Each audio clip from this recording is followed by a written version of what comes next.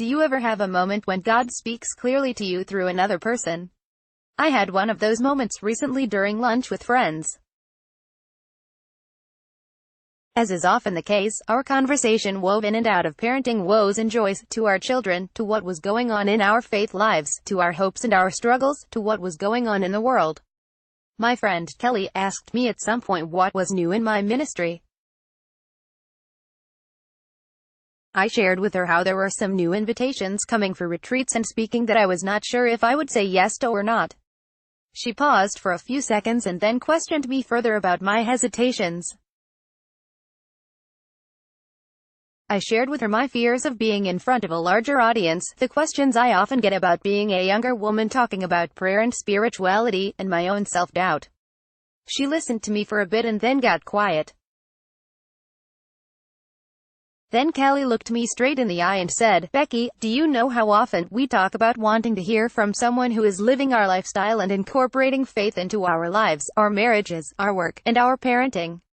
Every time we get together, our conversation turns to how we long to hear from someone who lives a life like we do." I nodded my head in agreement.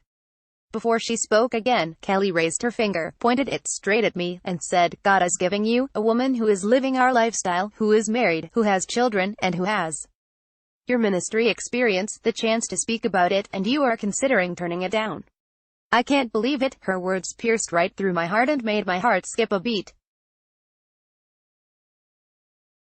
I froze and sat there stunned. As I came out of my stupor, I stammered a bit and tried to respond, but I couldn't. I realized that her words were the voice of God to me. She was right. Many times, I shared how I wanted to hear from someone juggling the roles I do and seeking to incorporate faith into all aspects of life. And honestly, there were stirrings within my heart of God nudging me to write and speak more about how to make room for God in the busyness of life. The truth was, I thought God would ask someone else, not me. Kelly's words, though, shifted everything in me and opened my eyes to see and hear what God had been trying to speak to me for months. I knew I could not ignore the invitations before me, even if I was afraid to say yes. Lunch with my friends that day reminded me of how often God speaks to us through people, someone saying just the right thing to affirm what God is doing within us or what God is inviting us to do, or maybe to teach us something new about God. Since Kelly's courageous words to me, I have been listening more to others I encounter, not only to listen for what God might be saying to me, but also for what God might be teaching me about God at work in the other person. What about you? How might you listen to God in other people? After an encounter with one of our family members, friends, colleagues, or even strangers, we can pause, turn our hearts and minds to God and ask God, what went on in my time with this person? How did I experience you in this moment? Perhaps we might come to a new understanding of the other person or ourselves.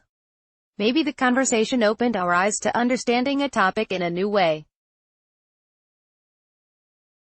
Whatever arose in our encounter with the other person, we can stop and consider it listening for God in the people in front of us.